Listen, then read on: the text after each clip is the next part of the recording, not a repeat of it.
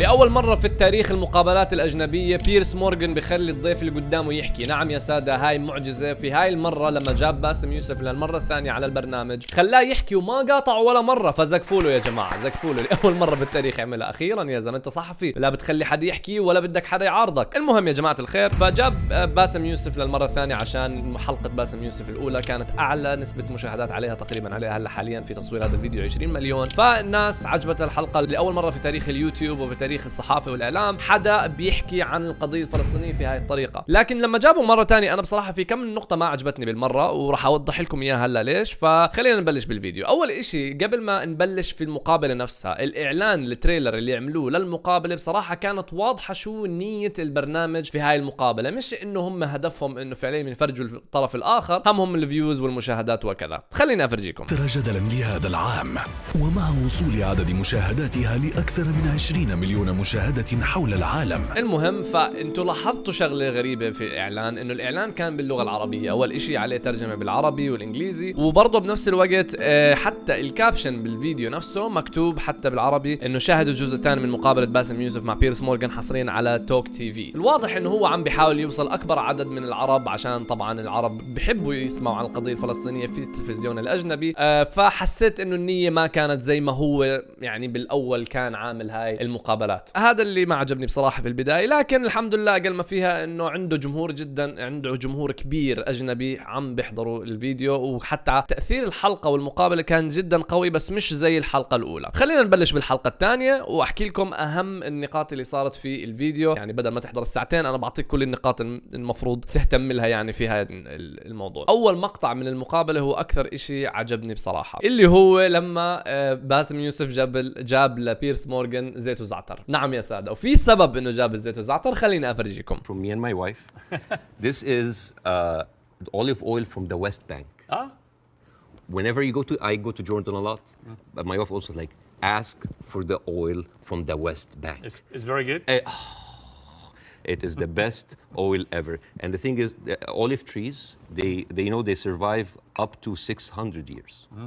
And they are passed from one generation to the other. هاي اللقطة كانت كثير حلوة بالنسبة لي بصراحة، لأنه هو يعني من تحت لتحت حكاله إنه والله الشجرات الزيتون تبعون الأراضي الفلسطينية أقدم من الاحتلال، يعني إنه فرجاه الزيت وهي بتتوارث من جيل لجيل وإلها 600 سنة. فهمتوا علي كيف؟ فهاي أنا حبيتها كثير من باسم يوسف، وبرضه عشان نفرجي عاداتنا وتقاليدنا إحنا كعرب أو كفلسطينية وكذا. بلشوا هاي المقابلة كلها في نقطة جميلة جدا، وهي الانتاي سيمتزم، اللي هي المعادية السامية. فلما بلشوا يحكوا عن المعاداة السامية، وضح نقطة باسم يوسف انه في فرق ما بين اللي هو الصهيونية واليهودية، وانه في المشكلة انه الناس بتكره اليهود عشان كيف هم بيعاملوا الفلسطينيين في الاراضي الفلسطين. مش انه هم بيكرهوهم كديانة، بس هم بيكرهوهم كاشخاص عشان كيف بيتعاملوا معهم. وافرجيكم بالضبط برضو كيف باسم يوسف وضح فكرة انه ليش الناس صاروا يحتفلوا ب7 اكتوبر. The same reason why people were so happy about the interview. What do they see? They see Israel as a criminal state who is killing their people, and in the same time they are supported by the international community and America. They have no guns, they have no superpower backing them. All they have is just feeling of happiness, like yes, our enemies that we cannot touch them has been hurt. All they can think about that these are their enemies that have been hurt, right? صحيح 100%. احنا كعرب لما نشوف انه حرفيا الاحتلال صار دفاعه ضعيف جدا وكذا، احنا بنحتفل لانه بالاخر لهم سنين عم بيعملوا فينا هذا الحكي، سنين. فلأول مرة اللي صار ب7 اكتوبر كان جدا عظيم للناس، لانه هم عايشونا في وهم انه هذا الجيش الذي لا يقهر، وهذا الجيش مدعوم من الكل. فلأول مرة من 7 اكتوبر صار في شغلة معينة انه لا، ضربناهم، اخيرا ضربناهم، عملنا لهم اشي، حسسناهم بالاشي اللي احنا حسينا فيه لطول هاي السنين اللي احنا عايشين فيها في هالبلاد. الغرب ما بيعرفوا الاشياء اللي احنا بنشوفها، كيف هم بيحتفلوا بقتلنا. خلينا افرجيكم شو باسم يوسف حكى هون. Sderot cinema.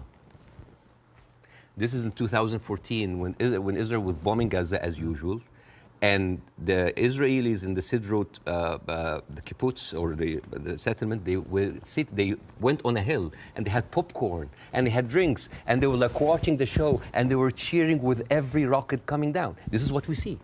Western people didn't see that. فالمهم هون صار باسم يوسف يحكي بنقطة جدا قوية اللي هي نقطة انه الغرب شايفين ارض فلسطين انها كانت ما فيها ولا اي اشي، فوضح لبيرس انه لا، كان في حضارة لما اخذوها، كان في حضارة لما كذا. فهون لما تحكي انت عن الصراع الفلسطيني، الناس دائما الغرب فاهمينها انه والله احنا بس والله كانت ارض فاضية، اجوا اليهود وهي يلا مع السلامة. لا يا عمي، مش هيك الموضوع، مو هيك الموضوع. فهون باسم يوسف بتدخل وبيحكي له بهاي النقطة.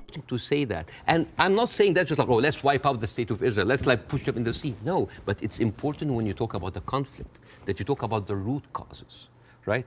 No, there was like a vibrant Palestinian culture happening over there, and right now they are erasing this culture. Suddenly, I'm thinking of like Israeli feta cheese, Israeli hummus. Oh, that's an insult. Israeli hummus. Come on, I mean, take the land, but leave the hummus, man. I mean, come on. I mean. المهم هو بيمزح طبعا كثير بالمقابله هاي، مش انه جد حرفيا يعني خذ الارض بس اترك الحمص، لا مش هيك قصده، بس هو قاعد عم بيمزح معاه يعني. يمكن الناس ما تحب المزحه هاي، بس المهم فباسم يوسف بلش بالحوار هون. احنا هلا كنا بندخل قاعدين بالاشياء اللي قبل، بس هلا هون بلشوا بالحوار اللي هو ليش ايش المعاناه الفلسطيني يلي بيعانيها في الدول المحتله. خليني افرجيكم شو حكى باسم يوسف. Those people have absolutely no right to go back, even if you are a Palestinian with an American passport. They give you hell in order to go in. And yet, a Jewish person born anywhere in the world, born in Poland, born in Ukraine, no question asked, he can jump on a plane, land in Israel, and get the Israeli citizen and take a house that most probably belong to a Palestinian. وهذا الكلام صح 100%. عشان هيك احنا كل واحد فلسطيني عنده مفتاح العودة. انا عندي واحد معلق هون بس هيك. كلنا عندنا المفاتيح يا جماعة، كلنا. يعني انت تخيل مثلا انا عشاني قال مسلم اخذ الجنسية السعودية، اول مرة بشوف هيك دولة، فيش دولة بالعالم تعمل هيك الا اسرائيل. هذا دليل انه الدولة قائمة على العنصرية، لانها بالاخر تعتبر اليهودي له الاولوية اكثر من اي واحد عنده اي ديانة ثانية، مع انها هي ديمقراطية. وهون بصراحة بيرس مورغان سأل سؤال لاول مرة بالمقابلة هاي كلها، سؤال جميل جدا، خليني افرجيكم اياه. Where would you criticize from 48 onwards the behavior of the Arab side? Well, put yourself in the Arab side. At 1948, you constituted 70% of the population. Suddenly, the UN is giving you 48% of the land. Right? ابدع. وهون ببين لك انه فعليا العرب مظلومين. اجابه باسم يوسف كانت صحيحه 100%. انه تخيل انت عندك والله 100% من الارض وبالاخر 48% تطير وتقول لك يلا ولي. هيك اليو ان قرار 181 اقراوا عنه اكثر، في طبعا تفاصيل اكثر للموضوع كيف، بس قرار ضد العرب، مع انه العرب لهم 100% ملكيه، وطبعا وعد بالفور وكذا والخيانات اللي صارت. فاحنا كنا المظلومين كعرب، انه كيف يعني هيك يصير. وطبعا هون بلش باسم يساله او بلش يخوض بحوارات ما بعد ال 48، بما انه بيرس مورغان ساله عن الموضوع، قاعد يحكي له عن حركة فتح. وهاي شغلة بصراحة معلومة أنا أول مرة بشوفها، وبصراحة يعني بالآخر ببين لك الحركات الفلسطينية هي ما كانت يعني متطرفة حسب تعريف الأجانب وكذا، لا هي كانت حركات بدها بس أقل ما فيها حقوقها. هيك بلشت حركة فتح. خليني أفرجيكم المقطع. Which is the PLO, the Fatah. This was their slogan. Can you see? You see there's a crescent, a cross and a menorah. And they say unitary democratic non-sectarian. وهذا ببين لك الهدف اللي كان، انه هو فلسطين كانت اصلا فيها الثلاث ديانات الكبرى اللي هي اليهوديه المسيحيه والاسلام، وكانوا عايشين ومتعايشين وكذا. وهيك الحركه الفلسطينيه من البدايه اصلا، ولهلا بدنا اياها تكون زي هيك، انه تكون دوله فلسطينيه وكل الديانات تعيش بحريه وكذا، لكن في حكم فلسطيني. هاي هي بس الفكره بالاخر يعني. بس للاسف شديد بعد الحرب ال67 مستحيل هذا الاشي يصير تماما، وكل هلا عم بيجي ورانا على موضوع الحل الدولتين. اذا ما بتعرف الحل الدولتين اقرأ عنه، لانه بصراحة هذا اللي هو عم ببلشوا فيه. وبالاخر موضوع حل الدولتين هون راح يصير ينطرح، وحتى موضوع التهجير انطرح من بيرس مورغان، وبلش يحكي بيرس مورغان انه طب ليش الدول المجاورة ما تاخذ الناس اللي من غزة والناس اللي من الضفة الغربية، دول المجاورة مثل الأردن ومصر، ليش ما ياخذوهم؟ طبعا باسم يوسف جاوبه بأي جواب لأي شخص عربي مستوعب القضية، جاوبه بالطريقة السليمة. If you feel that strongly, why aren't you taking in any Palestinians? Why is Egypt not taking Palestinians? Why does the Arab world want to constantly attack Israel without actually offering any place to go for the Palestinians? And what do you say to that? That is exactly what Israel wants. And that is exactly what might actually starts Third War III. This is the war solution. مليون بالمية هذا الكلام غلط، لأنه هذا إسرائيل بدهم إياه. وطبعا أنتوا شفتوا النموذج اللي هو الشرق الأوسط الجديد، اللي ماخذين الأردن، ماخذين مش عارف شو، بالمرة خلص بعد ما الأردنية ياخذوا الفلسطينية وإسرائيل تتخلص من غزة وتتخلص من الضفة الغربية، ما هي راح تبلش بالأردن، وبعد ما تبلش بالأردن راح تحكي لك والله يا سعودية خذي الأردنية عندك. هيك هذا هدفهم، وهذا هم هدفهم، إنهم هم يروحوا من الفرات للنيل. بما إنه أنتوا بدكم تعملوا دولة قومية لإسرائيل، ليش أنتوا رحتوا على فلسطين؟ مش صح أنتوا اقترحتوا الفكرة، عطوهم أرضكم. The whole idea, why does Jordan take them? Why does Egypt take them? The same question. Europe has 44 countries. Why don't they take Israel? America has 50 states. Why don't they give them Florida? I mean, we seem to complain about Florida the whole time. Why don't they just like give Israel? The whole idea was like, oh, you're Arabs, you're all the same. No. Because what will happen then? So Israel will move into Jordan? It's like, oh, Saudi, why don't you take the Jordanian? هذا اللي راح يصير مبدئيا بالضبط. وعلى موضوع فلوريدا بصراحة أنا قبل مليون بالمية إنه أنا كشخص مقيم بأمريكا نتخلص من فلوريدا بصراحة، لأنه فلوريدا فيها أشياء كثير غريبة. صدقوني اكتبوا فلوريدا مان نيوز وشوف المصايب اللي راح يطلع لك. وهون طبعا أكيد السيفتي نت أي مذيع أجنبي اللي هو يحكي عن 7 أكتوبر، وهون مشكلة الناس مع المقابلة كاملة بردة فعل باسم يوسف. بس راح أوضح لكم كم نقطة عليها. خليني أفرجيكم شو بيرس سأل باسم يوسف وكيف باسم يوسف جاوب، ورح نتناقش بهذا الموضوع، وهل هو كان غلطان باسم يوسف بالإجابة اللي حكاها هون. You believe Hamas is a terror group? It is classified by America as I'm not a big fan of Hamas, and they are a militant group. That does like stuff that. Are they terrorists, do you think? Yeah. Okay. So we agree on this. هون كثير ناس عندهم مشكلة مع اللي حكاه باسم يوسف. طبعا هلا بغض النظر عن رأيه في سياسات حماس، لكن هل هو بيعتبرهم فاهمين ايش ولا لا؟ لاحظوا شغله بالاول شو حكى. It is classified by America، مصنف بامريكا. بعدين حكى اذا حكى لا، خاصه كشخص مقيم في امريكا راح ياكل هوا، لانه هذا موضوع فيه امن دولي، خاصه انه هو شخصيه عامه وبيحكي على تلفزيون وبيحكي على برنامج مشهور جدا. صعب كثير يحكي انه لا هدول مش هيك، هدول مقاومين. صعب جدا، لانه فيها امن دولي ويمكن ينحبس عليها طبعا، او يمكن يفكرون انه هو بدعم المنظمات، تفهمين شو، فما بيقدر يحكي. عشان هيك هو قال بالاول هي تم تصنيفها من امريكا 1 2 3. بس هاي النقطه انا حبيت افرجيكم اياها عشان الكل هاجموا عليها، واحكوا لي اذا انا غلطان او برايكم اني انا غلطان ولا لا. بس هاي وجهه نظر انا كشخص عايش في هاي البلاد. فهون بلشوا يحكوا بيرس مورغان وباسم يوسف زي ما حكوا بالحلقه الماضيه، هل الطريقه هاي اللي بيعملوها هلا حاليا تزبط انك تتخلص منها من المقاومه؟ هم الاثنين مش عارفين ايش الطريقه الصحيحه انك تتخلص، لكن صاروا يجيبوا نقطه. انا بصراحه بيرس مورغان اتضايقت منه انه جاب هاي النقطه. قاعد يحكي انه الارقام يلي استشهدوا في قطاع غزة غلط. We don't even know if the casualty numbers are correct because they're all coming from Hamas. And we should and we should believe Israel? No, not necessarily. No, I don't believe either side. But يعني أنا اللي قهرني بهذا الموضوع إنه في تقريبا تقرير كامل 212 صفحة فيه كل الناس اللي توفوا من وراء القصف اللي صار من إسرائيل. بعدين بيجي لك واحد راسه مربع زي هذا بقول لك والله يمكن غلط الأرقام. يا عمي موثق كله، موثق وهلا عم بتسجل قاعد. فأنا مش مستوعب ليش هاي الخدعة صارت تطلع. بس طبعا لما حكى لاحظته بالآخر إنه باسم صار يحكي طب ما هو إسرائيل برضه بتكذب، وجاب مثال جدا قوي اللي هو الصحفية شيرين أبو عاقلة. لما حكى عن شيرين أبو عاقلة كيف إنه بالأول حكوا إنه والله الناس هم اللي قتلوها، بعدين بعد بسنة ولا بعد بقديش اعترفوا إنه هم اللي عملوها. وطبعا أنا كيف بدي أصدق زي هيك حكومة كاذبة. 11th May 2022, Shireen Abu Akleh, a reporter, your colleague, she's Palestinian, American citizen, she was shot in the head. And they provided forensic evidence and even a doctor's video that it was not them, it was Islamic Jihad. How can I expect to believe this regime? فهون برضو بيرس مورغان بلش يضايق المشاهد العربي خصوصا، وصار يعني يبين وجهة نظر الغرب اللي هي الموضوع مستشفى المعمداني. طبعا انا بالفيديو الماضي فهمتكم كيف في المستشفى المعمداني فكرة انه هو تفجر من المقاومين كذبة، وفرجيتكم الادلة وكذا. لكن هون بيرس مورغان طبعا اكيد قاعد يحكي لك والله المصادر اللي عندنا حكت انه لا المقاومة هي اللي فجرت المستشفى تبعها، مع انه طبعا صدقني راح اقولها هلا زي ما قلت بالفيديو الماضي، لو المقاومة عندها زي هيك صاروخ صدقني بكرة تتحرر فلسطين، صدقني. فبجاب الموضوع هذا وخليني افرجيكم كيف تناقشوا فيه. I also think that 2 weeks ago a hospital was bombed. Yes. And it was Who do you think immediately did it? Well, I'm going to tell you what I think. Hamas immediately tell the world it was an Israeli airstrike and that 500 people were killed and that the hospital had been destroyed.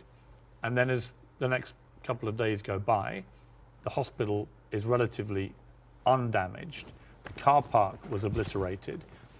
Many fewer people than 500 were killed. How many people died? We don't know, because actually we're reliant on the Palestinian Health Authority, which is Hamas in Gaza, for the figures. So we don't know the number, but a lot fewer people died, it would appear, than the Like 500. يعني هذا اللي بيقهرني. شايفين انا استفزني بطريقه مو طبيعيه كيف يعني عم بقلل من الشهداء اللي توفوا من المستشفى المعمداني. وهاي النقطه على فكره هي اكثر نقطه انا شرحت لكم ان اذتهم بالروايه الغربيه اللي كانت عندهم اياها. وطبعا بعد ما حكوا عن المستشفى المعمداني وطبعا كيف هو بيرس مورغان يعني فتاها من راسه انه والله طلعوا بالاخر المقاومه اللي عملوا زي هيك، قاعد يحكوا عن مبادئ المقاومه، انه كيف المبادئ المقاومه ما بتزبط وغير صالحه وهم غلط، يحرروا فلسطين بالسيف وبرضه انهم بدهم يتخلصوا من كل اليهود. لكن في نقطه باسم يوسف حكى عنها كثير مهمة، اللي هي انه لو الظروف اللي حطت الناس الفلسطينية فيها هي اللي خلت انه يطلع مقاومة زي حماس وفتح وكذا وكذا. خليني افرجيكم شو حكوا. Roads on this particular part of the crisis, and I accept it's been going on for 75 years, this conflict, but all roads in this crisis lead to Hamas and what they did. And not necessarily, because yes. all roads goes to the condition that created Hamas. If the Jewish people were expelled from Europe and went to Argentina or South Africa and Uganda and went in and took the land, you would have Hamas in all of these places. You and I can agree that بالضبط هذا اللي راح يصير. لما تقرأوا مثلا عن قصص الهنود الحمر اللي كانوا في الأرض الأمريكية الأصلية وكيف الأوروبيين أبادوهم تماما حتى يبنوا اللي موجود هلا حاليا، تفهموا إنه كيف الهنود الحمر هلا حاليا مثلا معصبين لهلا من الأمريكان البيض اللي هم كانوا الأوروبيين. فيعني بأي مكان صار في احتلال دائما بيطلع فيه مقاومة، ما بنقدر ننفي هذا الشيء أبدا. وبتقدر تقرأوا على المجازر اللي صارت ما بين الأوروبيين والهنود الحمر، رح تستوعبوا عن إيش أنا بحكي بالضبط. بالآخر انسأل سؤال اللي هو السؤال الأخير في الحلقة كاملة، يلي هو هل رح يكون في سلام ما بين الفلسطينيين والإسرائيليين؟ خلينا أفرجيكم المقطع. Let's assume we get new leadership in both places. Could there still be peace? Could there still be a two-state solution? No. It can never happen. No, because Israel have already shown it's not about Netanyahu. It is the policy of Israel not to give the Palestinians their seat. It has always been there. صحيح مليون بالمية، وحتى إثبات على ذلك حكاها هو بالحلقة طبعا. هو إنه كيف أي أرض أخذوها العرب من إسرائيل كانت في حرب كانت مستحيل إنه هم يحكوا يا جماعة خلص إحنا بنعتبركم كبني آدمين وكذا، خذوا هاي الأرض استلموها. والشرط الوحيد أصلا في حل الدولتين إن هي تكون دولة فلسطين اللي هي ذات سيادة لكن منزوعة السلاح، وما في حدا رح يقبل بهيك إشي. وأصلا الفلسطينيين نفسهم ما رح يقبلوا في اعتراف في دولة إسرائيل. عبلاطة هم بالنسبة لهم يا هم يا إحنا، زي هيك هم حلهم. وطبعا يعني بالآخر أي حدا يمكن يفكر بحل الدولتين راح يعتبروه خائن من الفلسطينيين، لكن الدول المجاورة الأخرى عندها آراء ثانية. فيعني ما راح أخوض كثير بالتفاصيل في هذا الموضوع، لكن اقرأوا عنها أكثر، اتعمقوا فيها أكثر. وبالآخر انتهت الحلقة كاملة واثنين أكلوا زعتر وروحوا. خلينا أفرجيكم آخر مقطع هم بياكلوا زيت وزعتر. Take a piece of this. You put it in the olive oil. Yes. Which is from the West Bank. Yeah, from the West Bank. And then a little bit of this. Yes. Like that. Yes. This is like amazing oil coming from the olive tree. This has come from the West Bank. Since 1967, Israel have actually uprooted 800,000 olive tree, just to. That is absolutely delicious. والله بس باسم ذكي كيف حكى له اياها انه على فكره بلشوا يشيلوا شجرات الزيتون، عشان يعني انت عارف انه شجرات الزيتون تبعونا من 600 سنه كيف يعني. المهم يا جماعه الخير، حبيت الخص لكم الحلقه كامله. اعطوني رايكم بالتعليقات، شو مين معاه صح مين غلط، شو رايكم بالكلام اللي حكاه باسم يوسف خاصه بموضوع المقاومه لما حكى عنهم اللي حكى عنهم. اعطوني رايكم بالتعليقات وبنشوفكم بالحلقه الجايه.